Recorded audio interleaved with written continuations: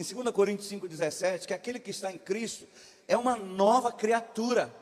As coisas velhas já passaram, tudo se fez novo.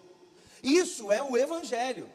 Tudo que vem além disso ou diferente disso, não é o Evangelho, é o eu-evangelho. Que a gente fala que são pessoas tentando viver a sua maneira, mas o Evangelho anuncia que aquele que está em Cristo é uma nova criatura, não é uma pessoa melhorada, é outra pessoa, tem que haver uma transformação. E a gente costuma destacar isso aqui, para ficar muito claro, porque tem muitas pessoas aceitando um evangelho que melhora a vida. Existem programas na televisão, nas redes sociais, pastores, líderes, fazendo convites, simplesmente para melhorar a vida das pessoas, sem que haja transformação da vida dessas pessoas. Só que, se você pega uma pessoa que batia na sua mulher todo dia, e ele se converteu e agora bate só uma vez por mês, para muita gente ele melhorou. Pô, batia todo dia, agora só bate. Para ela melhorou muita coisa. Apanhava todo dia, agora só apanha uma vez. Tem gente que acha, poxa pastor, eu fumava 3 maços de cigarro. Não era uma cartela, não era. Agora só fumo 1. Melhorou. E por aí vai. Não, esse não é o Evangelho. O Evangelho transforma.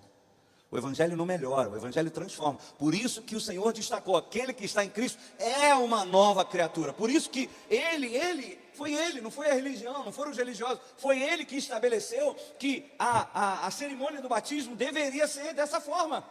Morreu e ressuscitou, porque tem que acontecer isso na nossa vida. O problema é que tem muitas pessoas que acabaram conhecendo o Evangelho da maneira errada ou equivocada. Outras pessoas tiveram apenas uma fé intelectual, que é o que eu quero mostrar aqui rapidamente para você.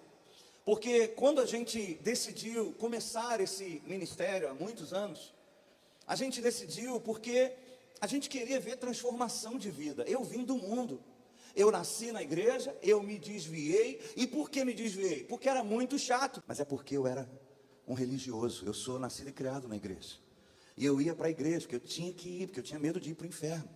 Se eu não fosse na igreja, Deus ia me castigar. Só que eu não curtia estar lá, era muito chato, o pastor não parava de falar, e olha que o culto era 1 hora, em ponto, e o nosso aqui, misericórdia. Se eu fosse chamado para vir aqui, só Jesus. Então era terrível. Então por que eu me desviei? Porque eu estava cansado. Gente, virada de ano, vamos virar na igreja. Eu estava lá, e lembrando da galera que planejou na rua lá, hoje a gente vai para casa do fulano de tal, nós vamos beber, nós vamos fazer. E eu estava lá na igreja, só imaginando, o pastor pregando e eu lá, imaginando o que eu poderia estar fazendo agora. Eu estou na igreja. Mas eu tinha medo de ir para o inferno. Então, é terrível você estar num lugar sem querer estar, sem ter uma experiência. E aí chega uma hora que a gente vai crescendo, aí a gente vai provando, igual os filhos mesmo. Em casa eles vão provando os pais, vão provando os limites, vão botando o pezinho, aí briga, ele volta, aí vai mais um pouquinho, aí a gente vai, o negócio, achou que ia morrer, não morreu. Ih, rapaz, não é igual assim falaram não, aí, né? Porque a mão do Senhor vai pesar, vai te jogar numa cama, aí pô, não deu nada, aí você vai lá e dá mais um passo, daqui a pouco você, isso é tudo história, isso aí é tudo blá blá blá, aí você mete o pé na jaca.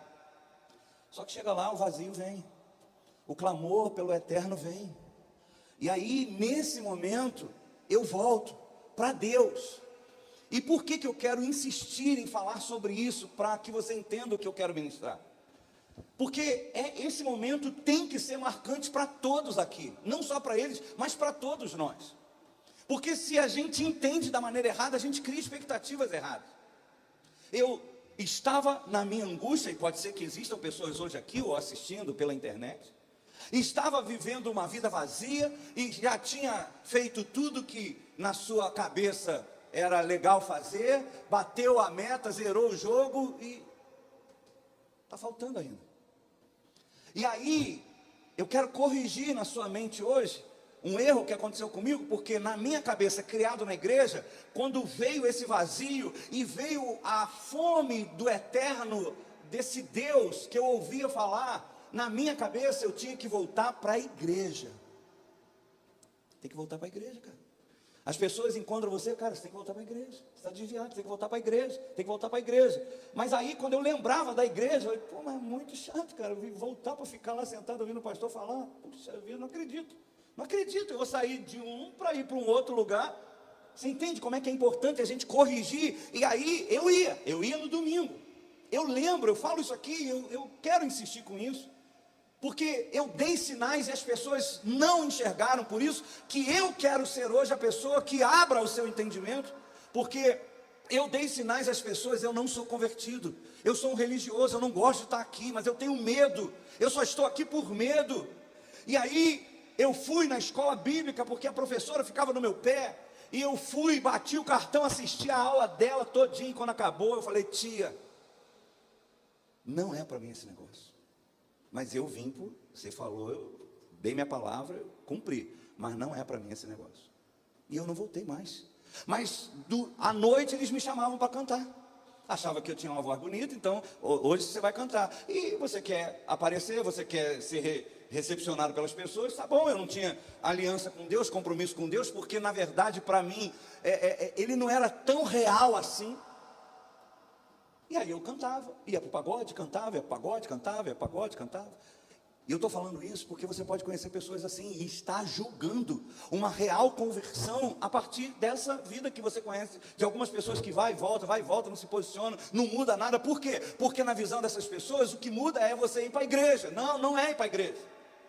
É você como eu, um dia cansado de ir para a igreja e falar, Deus, se o Senhor existe, eu quero te conhecer. Eu quero ter uma experiência real.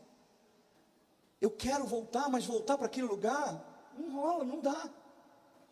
Mas se o Senhor existe, fala comigo, porque eu te quero, mas não sei te encontrar.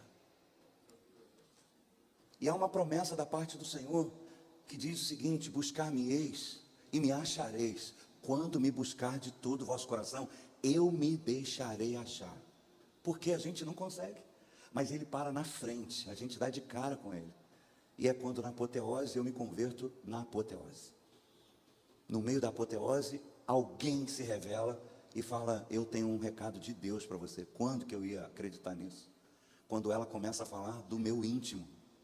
Por isso que o apóstolo Paulo fala que é melhor que vocês profetizem do que falem em línguas, porque quem fala em línguas edifica a si mesmo, mas quando há profecia, as pessoas, como é que é? Os segredos do seu coração vêm para fora. E ele diz, cara, Deus está nesse lugar. Porque como que essa mulher sabia da minha vida? Como que ela fala detalhes da minha oração? E ali eu me encontrei com o Senhor. Naquele dia eu entreguei a minha vida para Jesus e falei, eu quero, como eu faço as pessoas prometerem, eu quero viver para a tua glória todos os dias da minha vida. E aquele que não gostava de ouvir o pastor falar, virou pastor em tempo integral. Por que eu estou falando isso? Porque é isso. Da mesma forma que você viu uma pessoa que estava aprontando na rua e de repente para de aprontar, então eu estou falando aqui, um cara que não gostava, mesmo estando lá todo domingo na igreja, não gostava de ouvir o pastor falar, quanto mais virar pastor. Então é a mesma transformação de um cara que não conseguia ficar sentado ouvindo o pastor falar, ser transformado num pastor em tempo integral e que fala pra caramba. Aí, isso é Deus, cara. E ainda tem gente que ouve, que gosta de ouvir pra caramba. Né, mano? Estamos juntos. Amém, gente? Vocês estão entendendo? Então, aquele que está em Cristo aquele que está em Cristo, não é aquele que está na igreja. Aquele que está em Cristo é uma nova criatura. E se você não entender isso, você vai estar na igreja, mas não vai estar em Cristo. Você vai estar na igreja, mas não vai ter sua vida transformada. Você vai estar na igreja, mas vai estar querendo viver o mundo. E aí é melhor ir para o mundo e ter lá no mundo uma experiência com Deus, do que muitas vezes estar enganado. De que estando no culto você está salvo, estando na escola bíblica você está salvo, e estando na igreja está tudo resolvido, bateu o cartão, está tudo resolvido. Não está tudo resolvido. Você pode ser surpreendido naquele dia, nunca te conhecer.